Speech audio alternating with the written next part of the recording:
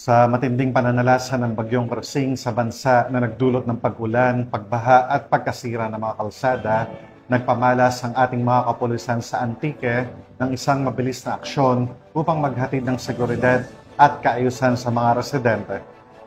Ang agarang pagtunggon ng kapulisan ay nagpapakita ng kahandaan ng Philippine National Police sa mga sitwasyong pangkalikasan. Ipinapakita nito na bahagi sila ng epektibong emergency response system na nakatuon sa kaligtasan ng mamamayan. Patrolwoman Ledilyn Bansagon sa ulat.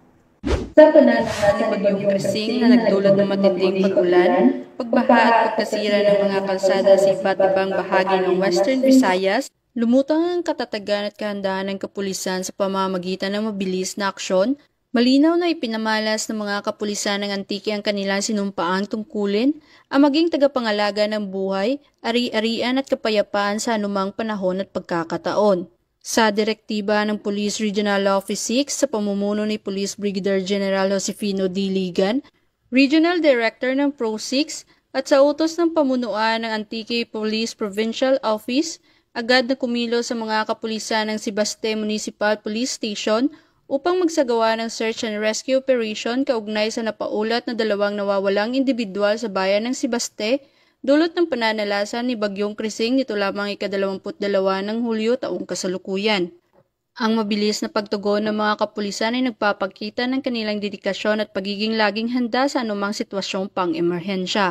Kasabay nito, isinagawa rin ng iba't ibang municipal police station sa ilalim ng Antique PPO ang clearing operation sa mga pangunahing lansangan na aapektuhan ng pagbagsak ng puno at landslide. Sa pakikipagtulungan sa lokal na pamahalaan at iba pang kaugnay na ahensya, matagumpay na naibalik ang kalinisan at kaligtasan ng mga daanan upang maging maayos ang daloy ng trapiko at maiwasan ang lumang aksidente.